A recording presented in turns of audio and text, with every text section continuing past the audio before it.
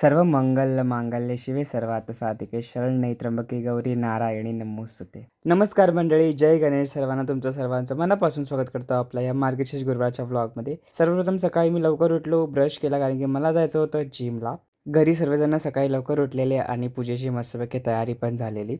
Mummy नंतर मोठ्या ताईने पूजा केलेली आणि मोठ्या ताईनंतर आता छोटी ताई पूजा करते.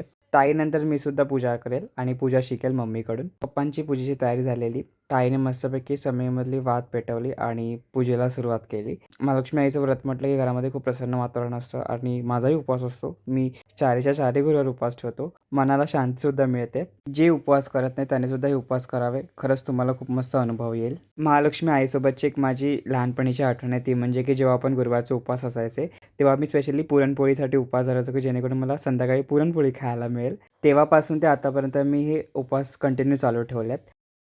डेली रुटीन फॉलो करत मी गरम पाणी तापवलं, गरम पाणी पिऊन घेतलं, ब्लॅक टी घेतली आणि मग जिमसाठी रेडी झालो. जिममध्ये आल्यानंतर माझा पहिला असतो वॉर्मअप जो मी डेली करतो. वॉर्मअप केल्यानंतर आपल्या बॉडीला एक मस्तपैकी फ्लेक्सिबिलिटी मिळते आणि आपला माइंडसेट होतो वर्कआउट करण्यासाठी. तुम्हीसुद्धा नक्की करत जावा. जे बिगिनर्स असेल त्याच्यासाठी खूपही चांगली गोष्ट आहे. नंतरला मग मी मारून घेतले आपले पुशअप्स जे की माझे 3 सेट असतात पुशअप्सचे. आज होता चेस्ट डे म्हणून मी आज डंबेलने सुरुवात केली. ह्याचेही 3 सेट संपवून मी माझा वर्कआउट कंप्लीट केला.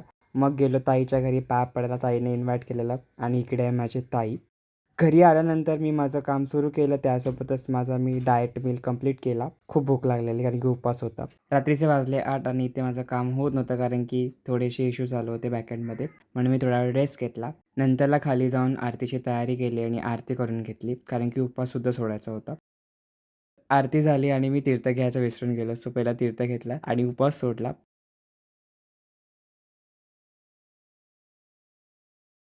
उपवासामध्ये मम्मीने मस्तपैकी पंचपक्वान्न केलेलं डाळ, भात, भाजी, चपाती, खीर आणि जेवून घेतलं. सॉरी तुम्हाला मी इन्व्हाइट नाही केलं, पण नेक्स्ट टाईम नक्की या. तोपर्यंत भेटू पुढच्या व्लॉगमध्ये. Bye bye.